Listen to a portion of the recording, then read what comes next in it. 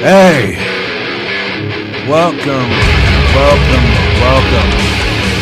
This is episode number 25 of the drunkenly critically acclaimed, soon-to-be award-winning John Sawyer Show, live right here on Strong Island TV. If you're watching us on Facebook Live, we thank you. If you're listening to us on the TuneIn Radio app, we thank you. If you don't have the TuneIn Radio app but wish to get it, you can do so by going to the App Store or Google Play. Download the app for free, search Strong Island Radio in the search engine, and as long as you have us marked down as one of your favorites, you can listen to us on the go every single week. I am your host, John Sawyer, alongside Mr. Michael Monty. How are you, sir? Great. Had a great weekend. And as you can see, it's the two of us tonight. Joe Rosello is not here. He is currently somewhere within the mean streets of Manhattan, New York, along with our special guest tonight, former WWE superstar, former WWE NXT Tag Team Champion, and formerly known as one half of the Vaudevillains, Mr. Simon Gotch. He will be joining us shortly, but beforehand, speaking of WWE, one thing I wanted to bring up, well, to be honest, you wanted to bring up, what that he just brought to my attention, was the recent major title change that happened over the course of this past weekend. By the way, I hope everyone had a great 4th of July. Didn't want to leave that out. One of my favorite holidays of the year, being as patriotic as I am. But speaking of patriotic, the United States Championship switched hands on a house show at, of all places, Madison Square Garden. AJ Styles defeated Kevin Owens, and it's been making some news, and rightfully so. Michael, what do you think? I think it's huge. We were discussing the point that going to house show for many years, you just went to go see the wrestlers. You would never expect a title change. In fact, I was looking at history. In 2012 was the last time a title changed hands at a house show in Oakland, Really? California. Yeah. Who was it? Like what? Who? Primo and Epico won the titles against Lance and I forget the other guy's name, but that's the last time a title change. And the last major title change was at Madison Square Garden, if you remember. Big Diesel beating Bob Backlund in about 10 seconds with that power bomb, right? Yep. So maybe the WWE is making some changes, trying to get some house show presence and making the fans realize that, hey, you go to a house show, you might actually see a title change. Yeah. You never know what can happen at these events. You know, it's not only title changes, but surprise appearances. I think it was their most recent appearance in Boston at the TD Garden, or maybe it was the one beforehand where The Rock, just suddenly showed up. I believe there were times where one Stone Cold Steve Austin even made some surprise appearances on house shows, just completely unannounced.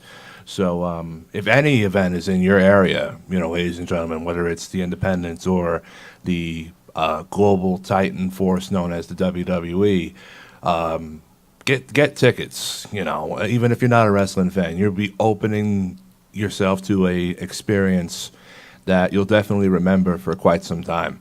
I think I remember my first show. What was your first live show? Believe it or not, was at the old Long Island Arena back in the day. Sergeant Slaughter against Tony Gurria in the Cobra Clutch Challenge. Mm-hmm. And get this, Hulk Hogan versus Andre the Giant. When, Andre was a face and Hogan was a heel. Now, where was the Long Island Arena? Where the Target is in Comac? Yes. Right there. They actually turned that into a flea market. So at some points, they had some major stars there. I think Frampton Live was recorded at the Comac Arena. Okay. Peter Frampton, for those Peter who don't Frampton, know. right? A couple other bands were played out of that venue. But wrestling was big there for a while. San Martino wrestled there. Mm-hmm. So that was my first card. How about you? My first would have to be 1998 or 1999 at Nassau Coliseum for a live episode of SmackDown, which I recently found is on the network. I don't know which episode it is, but it's up there. I instinctively remember The Rock being in the main event, which for years, thinking back on it, I thought it was The Rock and Triple H. I then, after watching it on the network again for the first time in years, I find out it's The Rock versus Val Venus. But I instinctively remember being there. It was me, my mother, my aunt, and my cousin.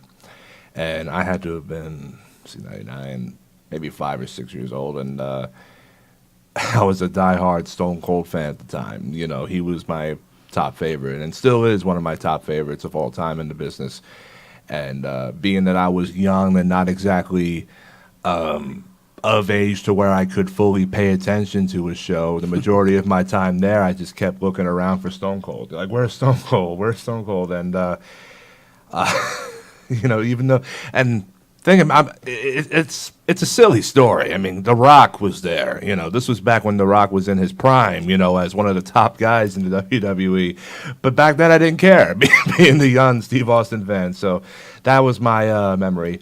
I also remember the crowd being quite hostile to the point where I was told, hey, stay, by my mom, hey, stay in your seat or look away or stuff like that, because there were, you know, people there, you know, without clothes on and drunk off their asses and whatnot. What live card did you go that was your favorite at an age where you can remember or actually had some kind of effect on you? As WWE or any Doesn't show matter. in general? Any show. Just not FTW.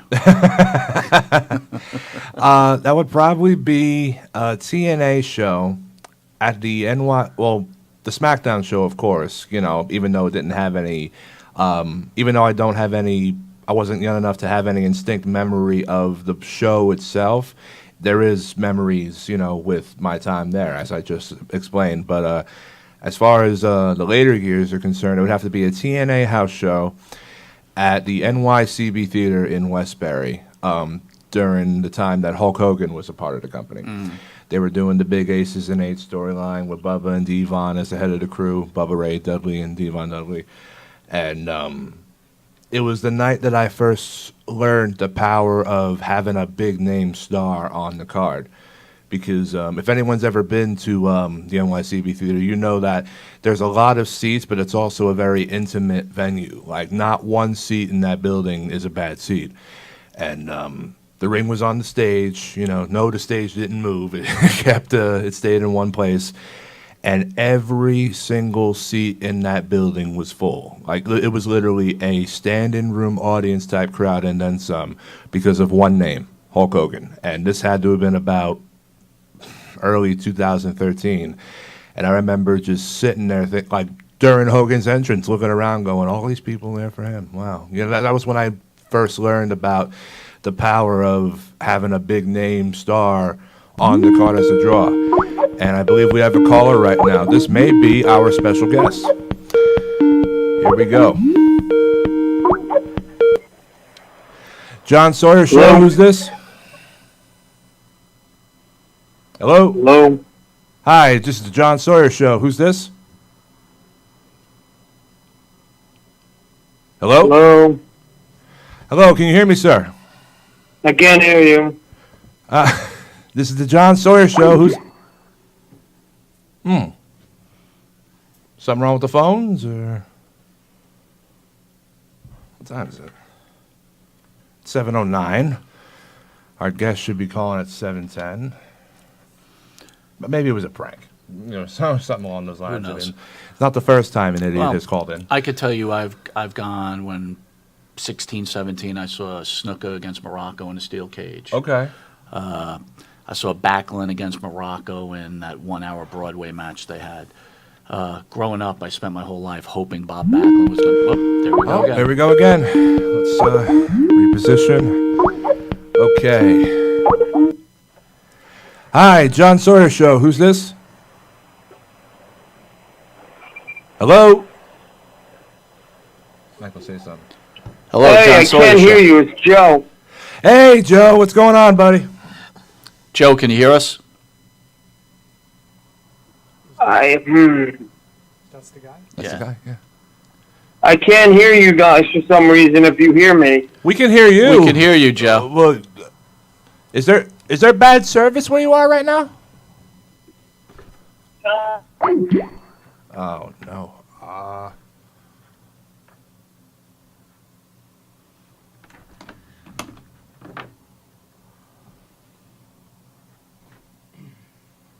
Huh. Oh, well, ladies and gentlemen, we're dealing with some technical difficulties at the moment.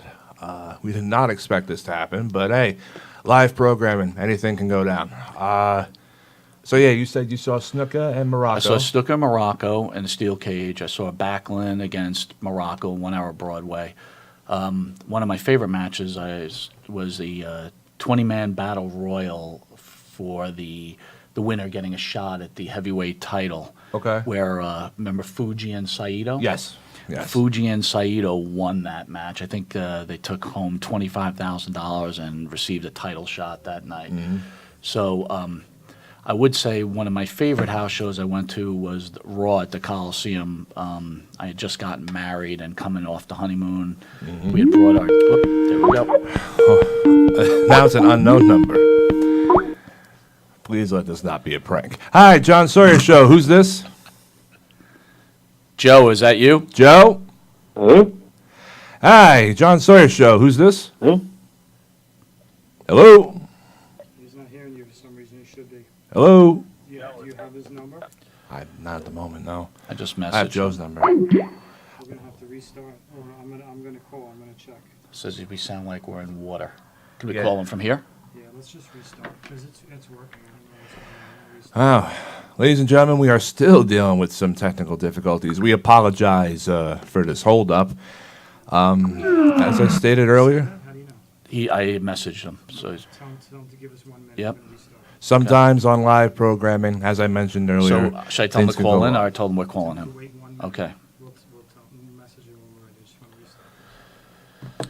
You never know what's going to happen in the LOMT, man. Yeah. Charlie B. We should have checked it actually. So my fault. Yeah, it's no worries. So. So back to the live house show. Yes, So my daughter might have been 6 years old, and my wife was like, attitude error.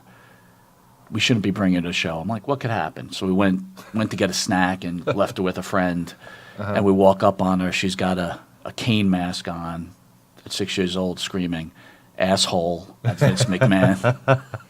So that's one of my favorite house show memories. Wow. Oh, that's a definite memory.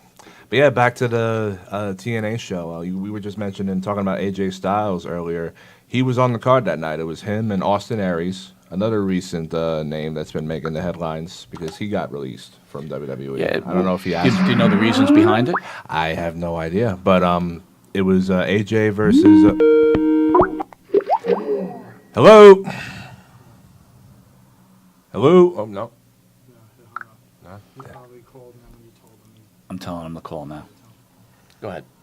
Yeah, it was AJ versus Austin Aries, and they put on a clinic as far as athleticism and pure wrestling is concerned. Let's try this again. Hello? Hey, you there? Hey, is this our guest for the evening?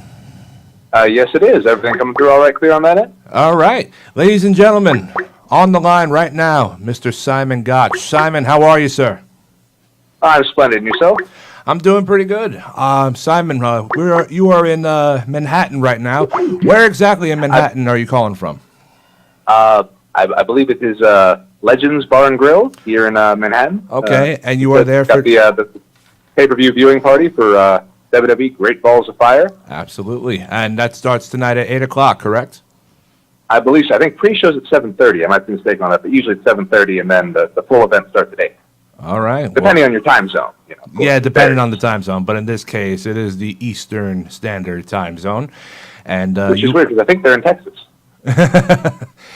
So, I know, we're going by Eastern time, but they're in Texas, so we got to go with it.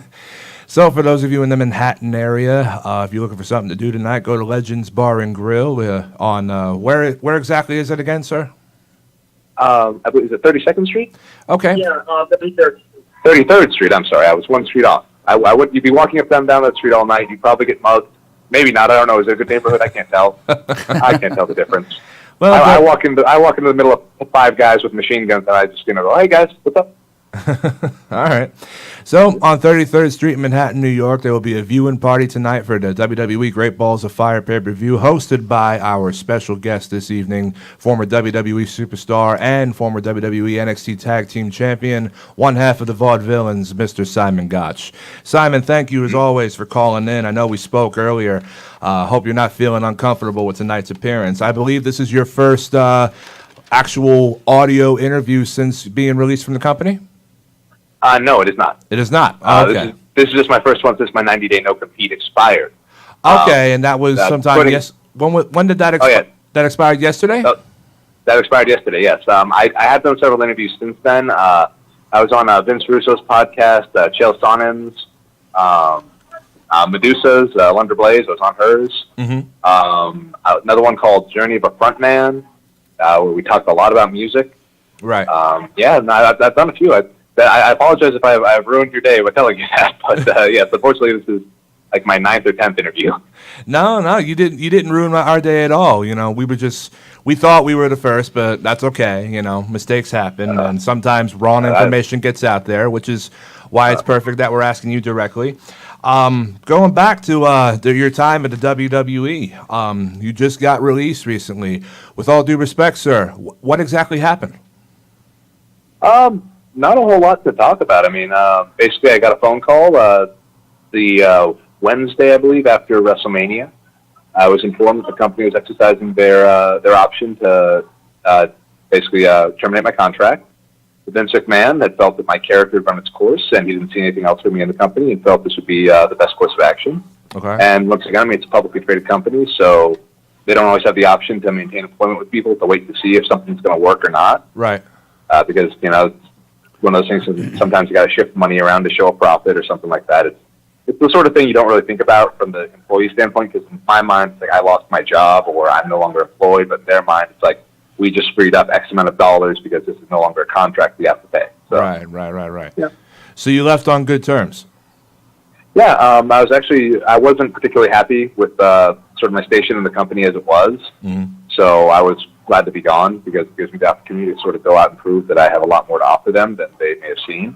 Okay. And now I'm getting that chance. So I'll actually be over in England in about 2 weeks, I believe, a little less than 2 weeks. Yeah, July 22nd and 23rd. Going to be able to wrestle Daisuke Sakamoto from Big Japan Pro Wrestling, Matt Riddle, who you might know from The Ultimate Fighter. Mm-hmm. Some high-quality opposition, really get to show I'm capable of.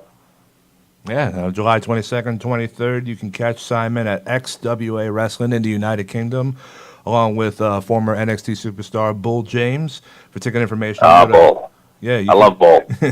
You can go to xwatickets.com for information, or simply go to Simon's Twitter at GotchStyleWWE. Let's take it back to the beginning. You started in 2002, trained by many names. Well, I say many, meaning like 5 or 6 from what I recall. But 2 of those names that really stuck out to me were Harley Race and Daniel Bryan. Describe what it was like learning from those guys and coming up under their tutelage. Well, more accurately, I started wrestling in 2001. That's when I started training. I had my first match a year after I began in 2002. That's actually a big misconception. Okay. Training with Brian was actually really cool, because at the time, I didn't really. When I started wrestling training, I was very fat. I weighed 254, and I had no muscle on my body. My arm was legitimately the same size from my wrist to my shoulder. Oh wow. I was a big, fat, asthmatic kid. No social skills. And there was no reason for anyone to think I would ever actually at any point achieve anything in wrestling. Mm-hmm. And Brian actually gave me the opportunity to work extra with him and Sarah Del Rey, who's now one of the head trainers for NXT. When she was still learning, she had started training at the same facility about 3 months before me. So I basically would stay late after training when he was working with her, and I'd get beat up by Sarah, and that was kind of how I started learning a lot more stuff, and I really kind of came into my own because of it. Describe the first day. Describe the first. Please. I'm sorry, you were saying something? I said, no, please go. I'm sorry. No, it's okay. My apologies for cutting you off. Describe the first day in developmental coming up through the NXT system. What was it like? It was actually really tiring, because we were doing a lot of media stuff. Because it was the opening of the Performance Center, they had all these. They had media coming in from all around the world, to interview and to take footage and all these things. So it was like, okay, we need you guys to be there at 6 a.m. We're going to brief you on what you're going to be doing for the day. We got out of there, I think, at like 7 o'clock at night. We didn't have a break, or I think we may have had a break for like an hour. So we had to go get food and then come back, and it was really hectic. Just, go out there. They're doing all the opening ceremonies and stuff, and people are interviewing you. Some guys have international media because they're from other countries. It's pretty hectic. Okay. Now, was Bill DeMott one of the head trainers at the time, or was it Matt Bloom and the people who are there now? It was still Bill. Bill was there from the time the PC opened. Obviously, he was there in FCW as well, but he was there from about the time the PC opened all the way until, I believe, right before the Arnold Classic. I want to say 2014, I believe. Mm-hmm. And then that was when he resigned, and then Matt Bloom took over. Yeah. There was some stories about Bill from other former developmental talent that were there. I personally think it's from some guys not understanding how hard it is until they actually go through the system, and maybe some bit of bitterness there, from their part. But that's totally not my place to be talking about it. Describe the formation of the Vaudevillains tag team. Whose idea was it? How did it come up? And how did you guys feel about? How did you and Mr. Aiden English feel about using that gimmick and the way it would look? And what did you think the turnout was going to be? Well, when it initially started was actually before either one of us worked there, technically. English had trained at the FCW private school that was run by Norman Smiley. And obviously, he's a big guy. He's in great shape. He's super athletic, and he had a drama background. So when he got done with that, he went back to the Indies very briefly in Chicago, and he was doing a character, Matt Marquis, which was basically a proto version of the Drama King. Mm-hmm. And at the slightly earlier than that, I'd done a extra talent spot in Nebraska, I believe. It was February 1st, and I was talking to Regal, and William Regal, and he had said that I looked like an old-timey strongman because I had the mustache, and to do something like that. So I sort of formed my whole character structure before they signed me. And it was funny because my buddy, Brandon, he was Brandon Traven in NXT. His name's Brian Breaker. He's from Oklahoma. I knew him from Harley's school. He was already in developmental, and he said, yeah, there's a guy down here who does this whole thing called the Drama King. He's actually really, you guys have a lot in common. You'll probably want to get put with him when you get down here. So I got down there, and I actually made that comment to English the first time I met him. I was like, yeah, we're probably going to want to be in a tag team. And I think he sort of was like, yeah, okay, whatever. Because, we literally said 2 words to each other before that, and they were like, hi, my name is, and that was it. All right. And initially they actually had me tag with Bull for a little while. And that fall of 2013, Dusty Rhodes, I think it was like September, October, he goes, yeah, Triple H, he wants to see you two as a team, baby. We're gonna put you two together. And I'm like, all right, cool, whenever you guys want to do it. And nothing came about. And then like December, right before we went for Christmas break, like, yeah, baby, see, Triple H, he thinks you guys look like similar like that Gangs in New York. He wants to do a team with you. I'm like, I'm waiting, Dusty. Whatever you want to put us together, I'm good. And then I think he told me again, like right before WrestleMania that year in New Orleans, WrestleMania 30. Triple H, he wants to see you with the tag team. And I said, Dusty, I'm cool with it. He's like, we're going to have you guys do some promos together in the communication skills class. We're going to do some promos. We're going to see what you guys do together. So like, cool, I'm ready to do it. And that week was the day that Aiden's wife, then it was his girlfriend, Shaul Guerrero, got released. So we're supposed to do this promo together. It's going to be the last promo class before WrestleMania in New Orleans. Mm. And English doesn't show up because obviously he's with his girlfriend. He's consoling her. She just lost her job. And I'm like, okay, this team's never going to happen. All right, whatever. Mm-hmm. We come back from everyone comes back from Mania week and everything, and we get told in no uncertain terms, you guys are a team now. You're going to be on TV next week. So like, oh, okay. So it went from, this is going to happen, it's going to happen, it's going to happen, and not happening to literally like, this is happening next week. We had about, I think, 10 days in total to prepare for our TV debut. So we put together a finish. We put together some sort of signature stuff we did, some character stuff. We had to put together our entrance the day of our debut on NXT TV. We had to pick out our theme music. Like, we didn't even have the tag team name. That was actually English's idea. I guess a fan had suggested it on the internet that to use the name of Vaudevillains, which I guess is also the name of a theater troupe. I think like Chicago or New York, someplace like that. Mm-hmm. And yeah, it just went from there. Yeah, fantastic. You guys eventually went on to become NXT Tag Team Champions. How did it feel to win that?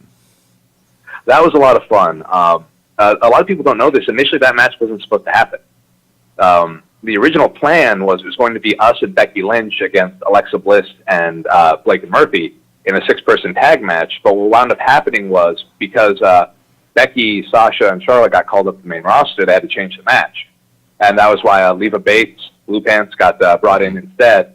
But because Leva wasn't under contract, technically, they didn't want to put her in the match. So it became the tag title match. And wound up getting to have a wonderful moment in Barclays Center over there in Brooklyn. Yeah, how incredible did it feel to be in front of that crowd? You know, because you could feel the energy watching, you know, on the network or on TV. But how did it feel for you guys being there live and in person? Oh, it was amazing. It's one. There was only one moment that I can really compare it to, which was oddly enough a house show in Texas we did that had.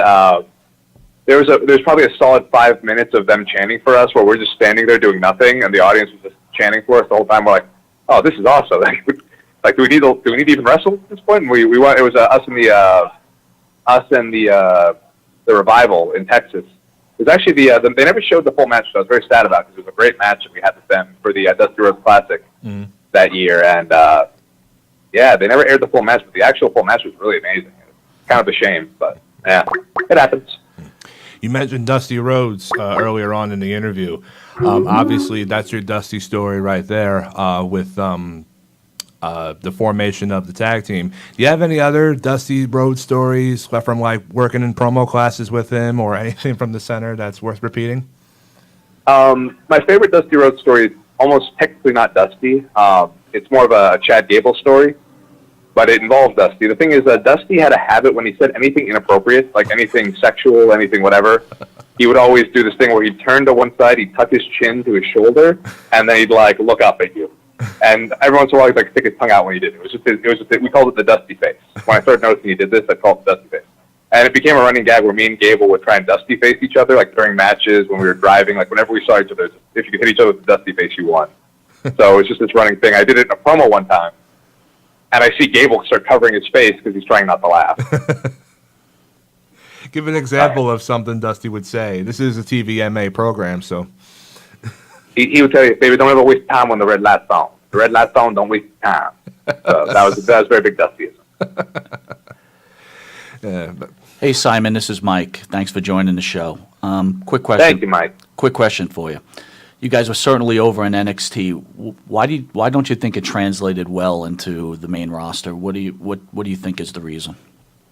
Well, the biggest thing you need in any form of entertainment is emotional investment, and unfortunately, when you shortchange the effort you put into it time-wise, it's not really going to be present. If you notice, when we debuted, there's next to no hype. Like, there were no vignettes, nothing. They had like a really short video that I describe as lowlights because it seemed like they picked the least impressive footage they had of us and put it together. For like, I think they showed me like kicking someone, like sort of like a boot to the stomach in English doing the swanton. That was it. I'm like, this is supposed to get people excited to see us, you know. And then once again, the gimmick's a little esoteric, so people don't necessarily get accustomed to what it is. Especially people who've never seen it before, they're just sort of scratching their heads to a certain extent. Because our first match, we were right in the tag tournament. I think we had one match with the Lucha Dragons, and then we were in the tag tournament right away. So right off the bat, it's like all this, you know, there's no build. We're just all of a sudden in the mix. And when you just drop right into the mix, it's very easy to get lost in the shuffle. That's kind of what happened. Now, do you guys have any input on the storylines? Like, obviously, you saw this and you felt like the push wasn't hard, or at least the setup wasn't right. Are you allowed to voice your opinion and say, hey, look, we should go this way with it, or is that taboo? You can, but I mean, it's just like any other job. You can give your boss all the suggestions in the world. They don't have to listen. Yeah. We pitched some angles, and they never really bid on any of them, so including when I'm limited to one that involved a off-camera pet monkey. And, yeah, I really wanted to, my whole idea was, like, if you ever seen that 70s show, how whenever they're smoking weed in the basement, they never show anyone smoking weed. It's always like the joint gets passed, and then the camera goes on that person, and when it gets passed, it goes to the next person. I thought it would just be a funny idea if we had this off-camera monkey where it's like always causing shenanigans that get us into trouble. But the whole joke is there's no action. You never see this monkey. It's always just like the camera gets there, and there's like, you know, chocolate smeared all over the wall with little monkey paw prints, or bananas have been stolen, just ridiculous stuff. I just thought it would have made very entertaining TV, and they never picked up on it.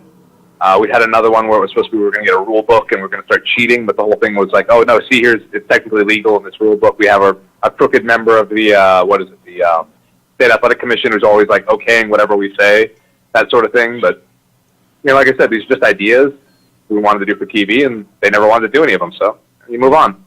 Hey, Simon, it's John again. We know you're pressed for time. We just got 3 more questions, and then we're going to be wrapping things up over here. One of those questions happened to be from the live fan line on our Facebook Live feed. John from Patchogue, New York, wants to know, how was it dealing with Vince McMahon? I didn't deal with him that often.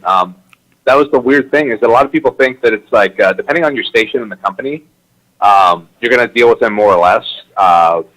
I only talked to him one time, and that was actually to pinch the monkey ankle. Because it was going to go into a whole thing where we'd lose a hair versus hair match. It was funny because I was like, oh man, he's really into this, because he seemed to really like the angle. He's like smiling, laughing. As soon as he heard monkey, he's like, ha, great.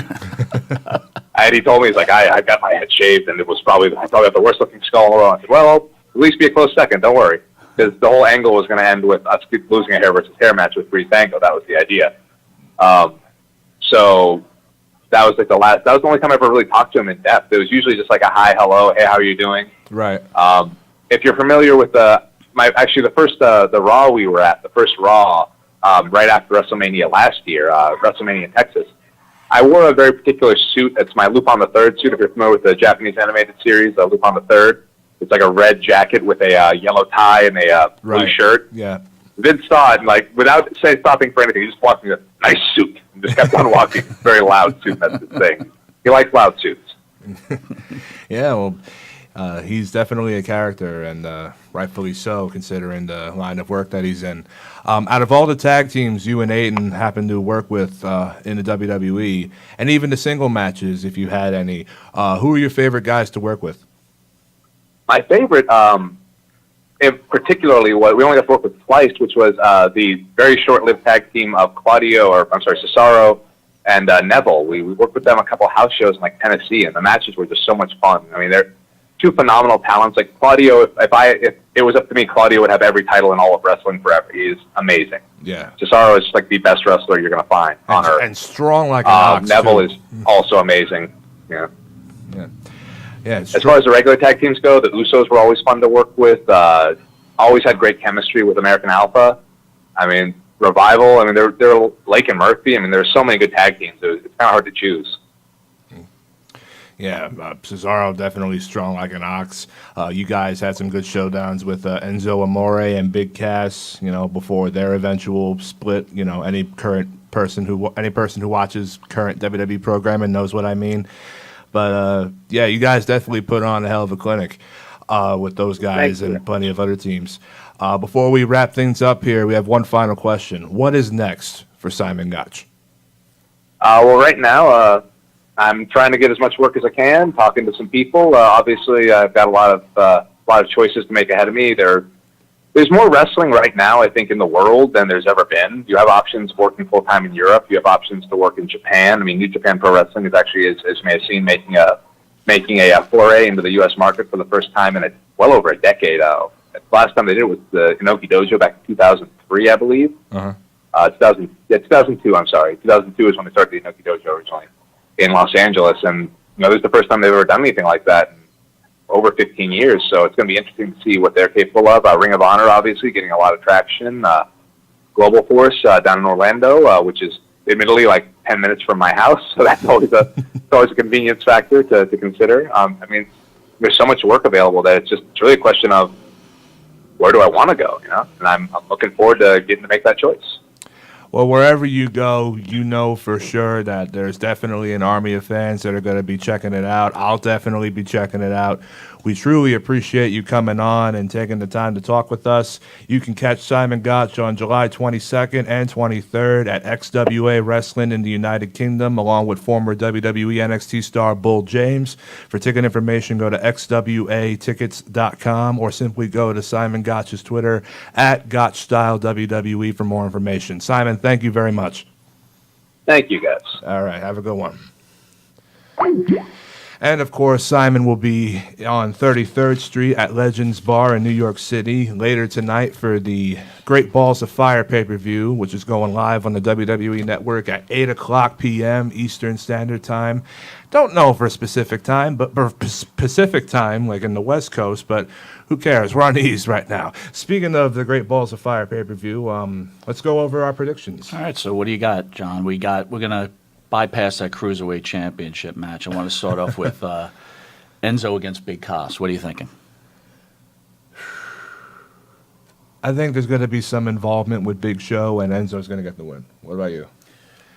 I can't see them giving Enzo the win. I'm thinking that there'll be a match where Cass is just crushing him, but Enzo just won't give up. And then after getting abused for whatever, 15 minutes, destroyed, then Big Show will come out and, start the feud with Big Cass. Yeah. Kind of like a pick on someone your own size kind of. Exactly, but I don't think it's best for business to have Enzo mount too much of an offense against Big Cass. I think it has to be Cass pounding him, pulling him up after a 2 count 5 times, and Enzo not giving up, that type of deal. So keep Enzo's character alive, but don't damage Cass's character, right? Because this guy, they're trying to push towards the heavyweight championship. So, Yeah.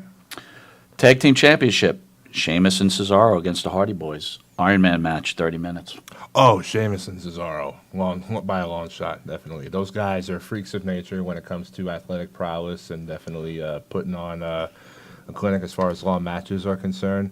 While the Hardys are also good as well, you got to consider ageism, up there. And I can definitely see them doing the right thing and, But if they beat the Hardys, that's it for the Hardys. What do they do with the Hardys? They're breaking them up. Well, what's your plan? rumor has it, and this could be wrong, but rumor has it they're going to bring the broken gimmick into WWE because considering that they're in good ties with TNA right now, and I say that meaning that Dixie Carter is going to be on the network soon for, I think, a Kurt Angle special. Yeah, she's already on it, yeah.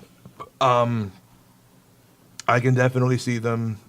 It wouldn't surprise me if Vince got the rights to the broken gimmick. He's gotten the rights to so many things that many people thought he would never get the rights to. ECW, WCW. I think he has some investment in the UFC with Dana White. Not complete investment, but like a percentage of the stock. You know what I mean?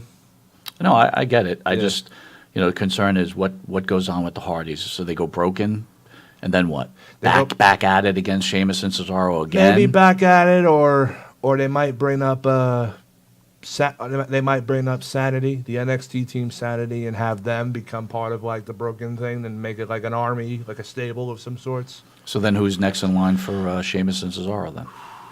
Probably.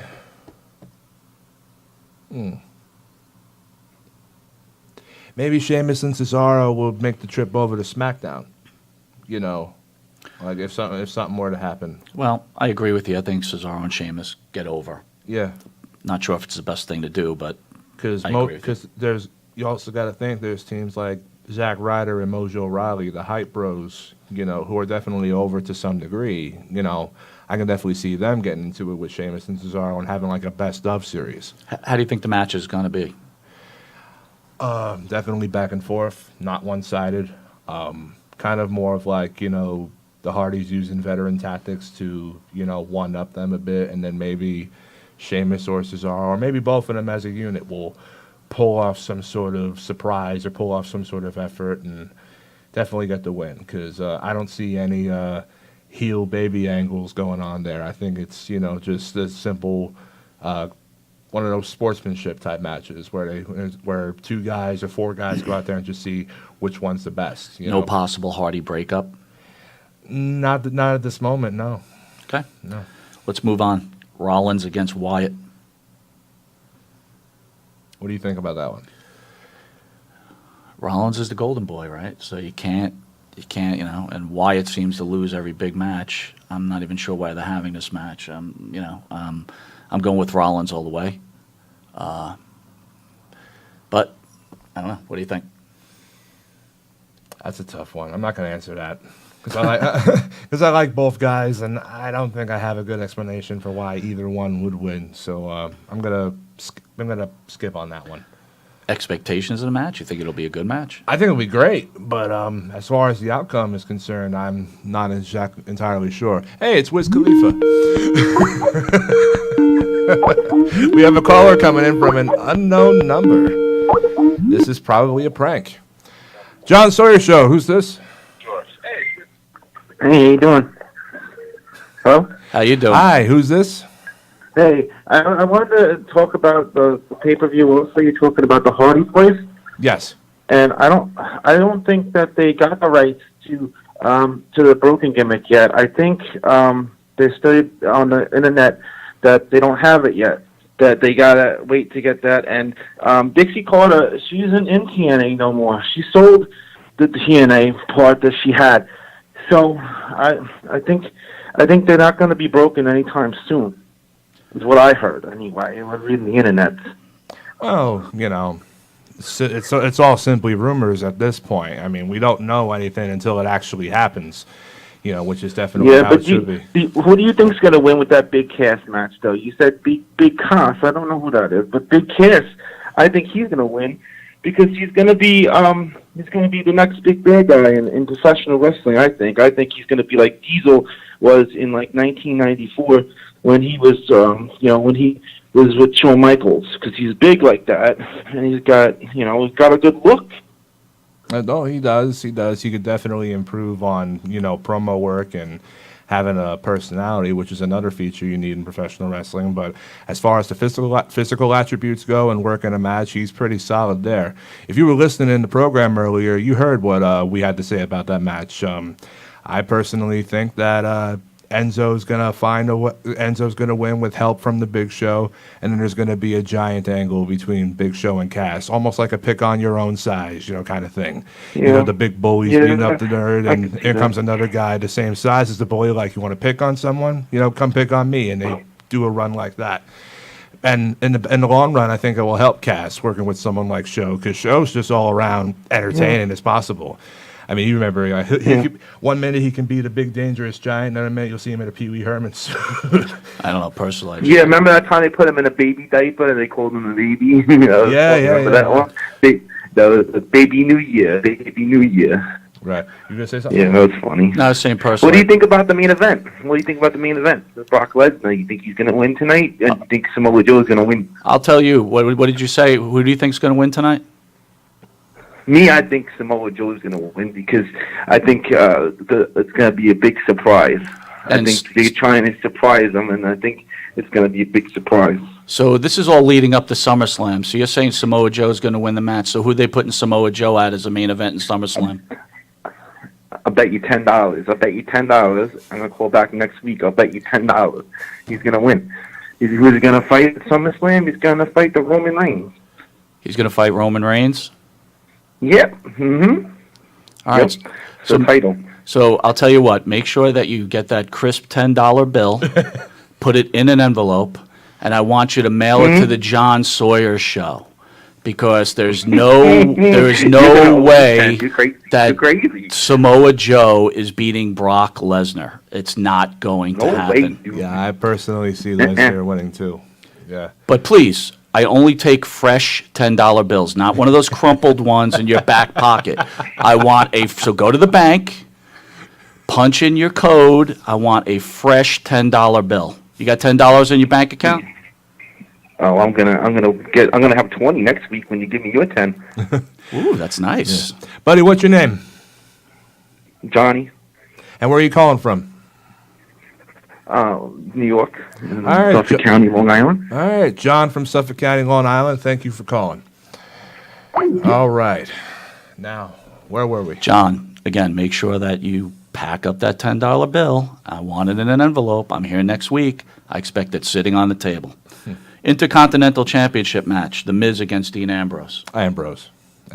He's winning the title? Yeah, I see that happening. Yeah, definitely. Pack up your $10 too, man, because that's not happening. Well, I'm not betting anything at this point, and that's going on public record. No money bets for me. The best match of the night. You ready? Alexa Bliss against Sasha Banks. Little Miss Bliss, the hottest thing on TV. Well, I'll be in the bathroom at that point. Come so, on, are you serious? Are you really? Little Miss Bliss Little Miss Bliss and versus Sasha Banks. Sasha Banks. Now, the interesting fact, right? I think Sasha Banks is up for some kind of Nickelodeon award or Teen Choice Award. So I don't know if that push is coming because I thought Sasha was dead and buried. And out of nowhere, they're pushing her. So do you think she's winning the title? Well, tonight? I don't recall Nickelodeon having any influence in the in the finish of a pro wrestling match, but Well, Bliss has like a faction going for her, right? Does she have like Naya on her side or something like that? Yeah. Mm-hmm. Okay. Alexa Bliss, in my opinion, is one of the top talents in the WWE right now. Yeah. Between her and Charlotte Flair, that's someone with tons of talent. Her mic skills are improved. She's a good wrestler. I enjoy the women wrestling. I think they do a really solid job, and the WWE's pushing it. I know a lot of the old school guys like yourself aren't into the women's wrestling, but they seem to hold their own. But you'll be in the bathroom, so we're gonna move on. All right. Roman Reigns, who John from Long Island said will be in the main event against SummerSlam against Braun Strowman. Oh, and by the way, John, thank you for correcting my usage of Big Cass. What do you think, John? Roman Reigns and Braun Strowman in an ambulance match. Now think about this, right? Reigns, face of the company, Strowman, the beast, right? Uh-huh. I mean, I'm already going with this. I think Strowman's winning that match. I think I'm gonna go on a limb. All right, I've got a friend out there, right, Johnny Farrow, that's making this bold prediction. Are you ready? Uh-huh. That the American Badass is coming out during Great Balls of Fire and is going to cost Roman Reigns his match against Braun Strowman. Johnny, I just put that out there for you, buddy. That would be amazing. Wow. And that is his prediction, and I'm going to go with that because there's no doubt Strowman is in SummerSlam's main event this year. Reigns, face of the company. You would think he would be in the main event. Not yet. Not time. Right? We've already seen Reigns, Lesnar, 2 years ago, WrestleMania? Uh-huh. Is 2 years long enough, or do you think it's Reigns winning this match?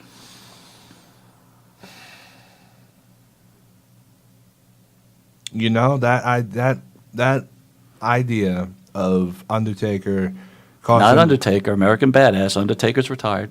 Oh, yeah, that's true. The American Badass, sorry. That idea of him costing Reigns the match, at this point, it makes a lot of sense. So,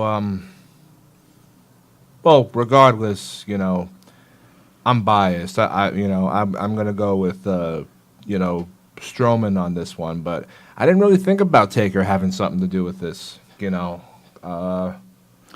really think Taker's gonna come back for one more, or? Should he? No. Will he?